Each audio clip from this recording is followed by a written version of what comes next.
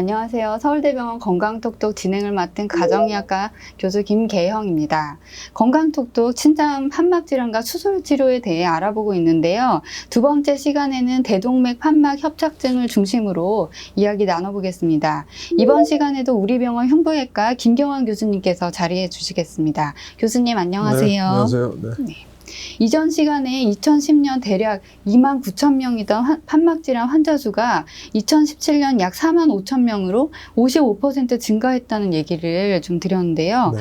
같은 자료에 따르면 이 중에서도 대동맥 판막질환 환자 수가 같은 기간 14,000여 명에서 26,000여 명으로 88%가 증가했다고 하더라고요. 그래서 증가폭이 굉장히 큰데 이것도 이제 고령화의 영향인지 좀 궁금합니다.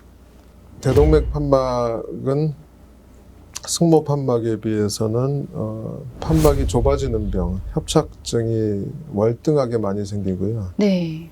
대동맥 판막이 좁아지는 협착증이 있고 판막이 헐거워서 피가 새는 폐쇄부전증이 있다면 네. 대략 협착증과 폐쇄부전증의 발생 비율이 뭐 10대 1가량 될 겁니다. 네, 월등하게 네. 대동맥 판막 협착증이 많이 생기는데 일단 그 이유는 이제 고령화 사회가 되면서 이제 그 동맥경화나 네. 이제 혈관에 노폐물이 쌓이는 병이 증가하면서 심장 판막에도 그런 병이 같이 생길 수가 있고요. 그 다음에 우리나라가 또 해외의 다른 예보다 조금 특징적인 것은 그 이엽성 판막이라고 해서 대동맥 판막은 이 동그랗게 생겨서 이제 세 개의 잎사귀, 이 엽이라고 하는 잎사귀로 나눠져 있어 열렸다 닫혔다 하는데 이 세 개가 아니라 선천적으로 두 짝으로 타고난 사람들이 있어요. 네. 이엽성 대동맥 네. 판막. 근데 이엽성 대동맥 판막이 사람 100명이 태어나면 뭐 1명에서 1.5명 정도가 이걸 가지고 있다고 하는데 우리나라는 좀 더 많은 것 같습니다. 예. 그래서 우리나라 환자들은 이엽성 판막도 많고 또 이제 고령화가 진행함에 따라서 소위 말하는 이제 퇴행성 네. 판막 질환도 늘어나고 해서 지금 심장병에 대해서 전체적으로 보면 후천성 심장병에서 대동맥 판막 협착증 환자가 뭐 월등하게 이제 환자 수가 증가했죠. 이게 지금 뭐 현재 상황입니다. 예. 네, 이렇게 환자가 늘고 있는 대동맥 판막 협착증 여기에 대해서 좀 자세히 어떤 질환인지 네. 설명 부탁드리겠습니다.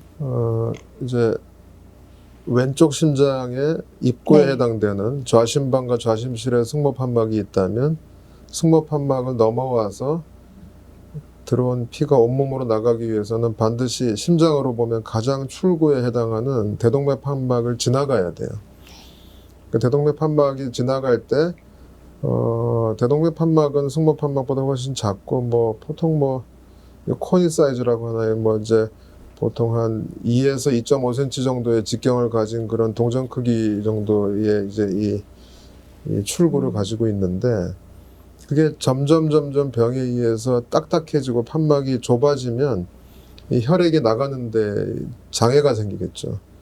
그래서 환자들한테 저희가 설명할 때는 마치 목이 졸린 것 같은 심장이. 네. 심장이 정상적으로 이 정도에서 출구가 있으면 점점 조여지면 처음엔 모르다가 어느 순간 더 조여지게 되면 피가 나갈 때 훨씬 더 심장이 더 일을 많이 해야 되고 스트레스를 많이 받은 상태에서 피를 내보내야 되니까 그러면 자연스럽게 심장이 어떻게 되냐 하면 비후, 두꺼워지게 돼요. 네. 그럼 거기에 관련된 증상들이 이제 나타나게 되는 게 대동맥 판막 협착증입니다. 퇴행성 대동맥 판막 협착증의 경우에 그 노폐물이 쌓이고 네. 이제 또 판막이 석회화 되는 건데요. 네. 이 석회화를 예방할 수 있을지. 초기에 판막이 조금 나빠지고 할 때는 이제 그런 이제 이 콜레스테롤을 낮추는 약이라든지 아스피린 같은 거를 써가지고 조금 그 진행을 낮춘다는 보고는 있는데 반드시 네. 그럴 때 그런 약들이 효과가 있다고 100% 단정할 수 있는 그런 근거들은 아직 없습니다. 그래서 네. 결국은 그거보다는 이제 전체적으로 이제 조금 이제 운동 내지는 식생활 개선해서 이제 그런 것들에서 몸 관리를 하면서 네. 일단 진단이 되면은 정기적인 검사를 통해서 얼마나 진행을 하고 있는지 네. 뭐 그런 것들을 객관적으로 파악하는 게 더 중요하겠습니다. 네. 그래서 대동맥 판막 협착증이 생겨서 전신에 제대로 혈액이 공급되지 않으면 증상이 나타날 것 같은데요. 네. 이게 금방 이제 나타나게 되나요? 예, 그것도 이제 환자에 따라서는 전혀 네. 증상이 없이 살다가 네. 이제 완전히 심해지면은 이제 증상이 생기는 경우도 있고 환자에 따라서 아주 많이 다릅니다. 근데 생각해 보면 그게 처음에 약간 좁아질 때는 증상이 거의 없거든요. 네. 근데 좁아지기 시작하면 심장에서 피를 내보낼 때 힘들기 때문에 심장이 두꺼워지고 심장이 소위 말해서 비후가 됩니다. 예. 근데 그게 하루 이틀 사이에 비후가 되면 사람이 못 견딜 건데 5년, 10년, 수십 년 사이에 조금씩 두꺼워지면 심장이 적응을 하게 되거든요. 네. 그래서 되게 증상이 없이 살다가 너무 좁아지면 이제 판막에 그 나가는 이 출구가 뭐 1제곱센티미터 내지는 1제곱센티 미만으로 해서 줄어들게 되면 그때서부터는 이제 심한 협착으로 넘어가면서 흉통이 온다든가 아니면은 길 가다가 이제 실신해서 쓰러진다든가 아니면 가슴이 답답하고 숨이 차가지고 제대로 활동이 안 된다든가 그런 증상들이 나오게 되죠. 그래서 네. 실제로는 이제 심한 대동맥 판막 협착증을 이것도 조기에 발견해서 증상이 없을 때 치료하는 것이 또 효과는 더 좋습니다. 네. 네. 네. 그러면 교수님 진단은 어떻게 이루어지나요? 사실 판막 질환이라는 게 조기 진단이 쉽지가 않거든요. 네네. 그래서 일단 제일 중요한 거는 청진이에요, 청진. 네. 청진기를 대보면 판막에 협착이 있으면 슉슉 하고 피가 넘어가는 소리가 이상하게 들립니다. 그러면 이상하지 않나 하고 그 다음에 이제 검사를 해봐야 되고 그 다음에 가장 표준적으로 해서 확진을 할 수 있는 검사는 심장 초음파. 네. 심장 초음파를 하면은 판막의 모양이 어떤지 얼마나 좁아져 있는지 그 다음에 이게 이 세 조각으로 되어 있는 판막인지 아니면 이엽성 판막인지 그 다음에 심장이 뛰는 게 얼마나 유지되는지 이런 것들을 다 기능하고 형태를 다 전체적으로 파악을 할 수가 있기 때문에 일단 의심이 되면은 빨리 심장 초음파 검사를 해서 이게 어느 정도 진행이 됐는지를 파악하는 네. 게 제일 중요합니다. 그러면 앞으로는 치료 방법에 대해서 알아보겠습니다. 대동맥 판막 협착증도 주로 이제 판막을 고치는 식으로 치료를 하게 되는죠? 저희가 말씀드린 내용이 굉장히 복잡해 보여도 심장 판막이라는 게 결국은 뭐 합쳐져 있는 경우도 있지만 좁아지는 병하고 그다음에 이 헐거워져서 넓어져서 피가 새는 병하고 딱 두 가지예요. 크게 대표적으로 보면은. 그런데 피가 새거나 뭐가 터져서 역류를 하거나 이런 병들은 가능하면 판막을 살리는 수술을 훨씬 더 많이 시도를 할 수가 있어요. 근데 좁아지는 병, 대동맥 판막처럼 딱딱하게 굳어버렸거나 그 다음에 그냥 굳은 게 아니라 조그마한 돌들이 모여있는 것처럼 뼈처럼 굳어가지고 심장의 출구에 딱 자리 잡고 있는 분들도 많거든요. 그런 분들은 판막 자체를 보존하거나 성형을 한다는 게 의미가 없는 상태가 대부분 되는 거죠. 그래서 판막이 협착이 되면은 일반적으로 표준 치료는 그 병든 판막을 다 없애고 네. 심장의 출구 부분을 깨끗하게 만든 다음에 거기다가 새로운 판막을 심는 게 표준 치료로 되어 있습니다. 치환술을 할 때 판막의 종류에는 또 어떤 것이 있는지. 네, 그래서 이제 네. 크게는 기계 판막하고 조직 판막 두 가지로 나눌 수가 있어요. 네. 기계 판막은 이게 뭐 쇳덩어리가 아니고요. 이 검게 생긴 이 부분이 카본, 그러니까 우리 연필심 있죠, 연필심. 네. 연필심을 여러 가지 특수 처리를 해가지고 이렇게 단단하게 만들 수가 있어요. 그래서 여기 판막을 이렇게 만들어 놓은 걸 기계 판막이라고 하고 잘 넣고 관리를 잘하면은 이 판막 하나로 평생을 살 수 있어요. 네. 그런데 이 판막 자체가 이 쉽게 말해서 인체의 일부 조직의 일부가 아니고 이런 카본이라는 게 아무래도 인공물질이기 때문에 네. 그냥 놔두면 이 판막 주위에 피떡, 혈전이 생길 수가 있죠. 네. 네. 그래서 피를 희석하는, 피를 묽게 하는 이 약을 좀 평생 관리하면서 먹어야 되는 그런 제한점이 있습니다. 그에 비해 이제 조직 판막이라고 하는 것은 지금은 뭘로 만드냐 하면은 소나 돼지의 심장 조직을 가지고 만들어요. 그러면 그 조직은 사람하고 똑같지는 않지만 굉장히 유사하거든요. 네. 그래서 그 조직 판막을 가지고 인공 판막으로 넣을 수가 있는데 대신 그거는 쉽게 말해서 내 것이 아니니까. 네. 그리고 인체 조직도 아니고 어떻게 처리를 해가지고 넣은 판막이기 때문에 사람 심장 속에 들어가면은 일반적으로 15년 내외를 견딜 수 있는 것으로 돼 있어요.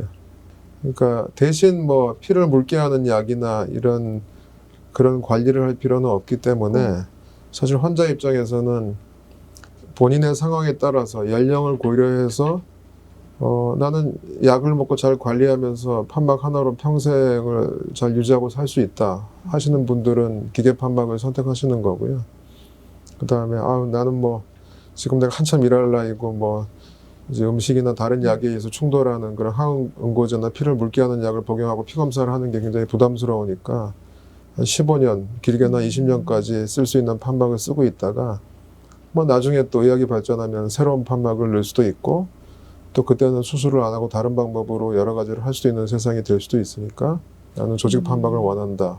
특별한 이유가 없으면 요즘은 그런 결정을 환자들한테 잘 설명을 해드리고 환자가 선택하도록 많이 유도를 하고 있습니다. 네. 그리고 기사에서 봤는데요. 네. 이제 신속 거치 판막 치환술이라는 게 있더라고요. 이게 네. 어떤 수술인지 좀 설명해 주실 수 있을까요? 그래서 이 대동맥 판막 협착에 대해서 얘기를 하려면은 여러 가지 판막의 치료법에 대한 얘기를 먼저 저희가 좀 할 필요가 있습니다. 무슨 얘기냐면 일단 전 세계적으로 표준적인 치료법은 수술인데 수술은 뭐냐면 지금 심장 수술을 할 때 심장을 일시적으로 세우고 아까 그런 병들어 있는 판막을 몸에서 다 뜯어내는 거예요. 그러면은 그 뜯어내고 심장 속을 깨끗하게 만든 다음에 인공 판막을 넣어주는 것인데 보통 판막 수술을 할 때 대동맥 판막 수술을 하면은 판막을 제대로 넣기 위해서 그 안에 실을 한 20개에서 25개 정도를 넣어서 일일이 다 꼬매고 뭐 하는 거를 해야 돼요. 그래서 보통 한두 시간 정도의 시간이 걸리죠. 신속 거치 판막은 요즘 새로 나온 기술로 해서 다 뜯어내고 판막을 넣었는데 실을 한 3개만 넣고 할 수 있는 거예요.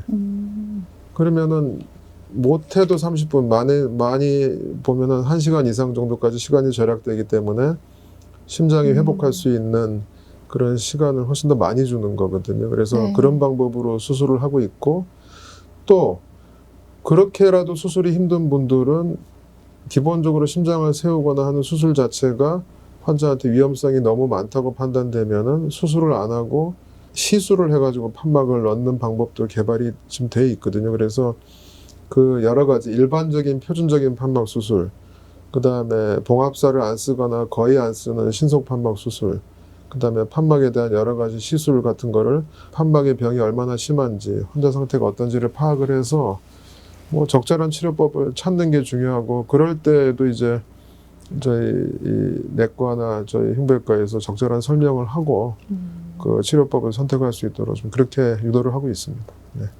그리고 최근 기사에 보니까 네. 그 신속 판막 치환술에 대해서 아시아 최초로 프록토로 선정되셨다는 부분이 있었습니다. 네. 그래서 이게 어떤 의미인지 궁금합니다. 사실은 네. 이제 우리나라에서는 제가 이쪽 수술을 제일 많이 한 걸로 돼 있고, 그다음에 다른 나라에서 이제 이런 수술을 도입할 때, 이런 수술은 처음에 도입할 때 조금 위험성이 따르기 때문에 그 프록터의 가이드가 없이는 수술을 못 하게 돼 있거든요. 네. 그래서 뭐 저희가 이제 치료를 해서 좋은 경험이나 또 저희가 이제 처음에 여러 가지 시행착오를 거쳤던 거를 잘 모아서 그 처음에 수술하시는 분들한테 좋은 도움을 줄 수 있으면 그게 뭐 그 환자들한테 고스란히 다 제대로 치료받고 오래 살 수 있는 그런 방법이 되는 거니까 그래서 하여튼 프록터가 돼서 그런 역할을 하는 것은 뭐 우리 서울대병원이 하는 역할하고도 맞는 것 같고 나름대로는 뭐 아주 보람 있는 일을 하고 있다고 생각합니다. 네, 정말 의미가 있을 것 같습니다. 이렇게 심장 판막 질환과 수술적 치료에 대해서 얘기를 나누다 보니까 좀 전반적인 심장 수술에 대해서도 네. 좀 궁금증이 생기는데요. 관련 질문을 좀 드려볼까 합니다. 네.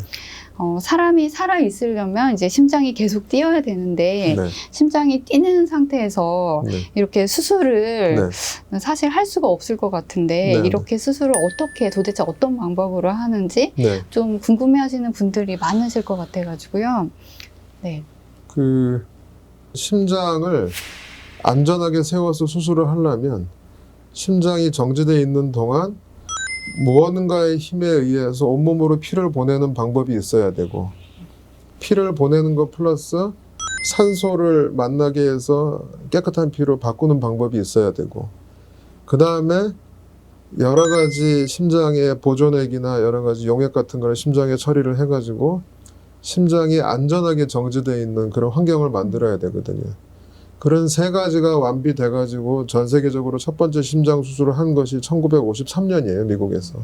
그래서 그 심장 수술의 역사에서 빠질 수 없는 게 이제 인공심폐기라고 하는 것인데, 네. 이런 거죠. 온몸에 피를 다, 정맥피라고 하는 파란 피를 다 몸 밖으로 뽑아내서 그거를 한데 모아서 그거를 이제 인공폐라고 하는 산소를 받을 수 있는 장치를 통과시키면 이 파란 피가 빨간 피로 바뀌거든요. 네. 그 피를 다시 몸에 넣어주는 것을 할 수 있게 됐고, 그 사이에 심장을 일시적으로 세워가지고 수술을 하고 이제 환자를 회복시키는 거죠. 그런 것들이 이제 50년대 시작하면서 7, 80년대, 90년대에 발전을 했고, 지금은 2000년대에 들어와서 이제 2020년을 바라보는 이 정도 시기에서는 우리나라도 그렇고 전 세계적으로도 그렇고 뭐 심장 수술을 하면서 심장을 세우고 뭐 이런 것이 위험하다는 시대는 이미 지났습니다. 네. 수술적 치료를 받는 환자들이 고령인 경우가 또 있는데요. 네네. 이제 심장 수술이 이제 수술 자체 위험이 그래도 조금은 있을 것 같은데 네. 고령인 환자에서 네. 좀 부담은 없으실까 이런 걱정도 조금 드는데요. 그래서 네. 이제 고령이라는 게 네. 상대적으로 개념이 많이 변했다는 거죠. 네. 90년대까지만 해도 60세만 해도 고령이었어요. 지금 나이 60 내지는 70대 환자분한테 고령이라고 얘기하면 굉장히 싫어하시거든요. 네. 예, 맞습니다. 굉장히 기분 나빠하세요. 예. 그리고 옛날하고 달리 무조건 수술만 고집하지 않거든요. 수술이 가능한 분, 수술 중에서도 조금 더 새로운 방법이 더 적절한 분, 또 수술이 안 되면 시술을 할 수 있는 분, 이런 것들을 다 이제 전체적으로 보고 판단을 하는 시대가 됐기 때문에 훨씬 더 안전하게 치료법을 찾을 수 있을 것으로 생각을 합니다. 네.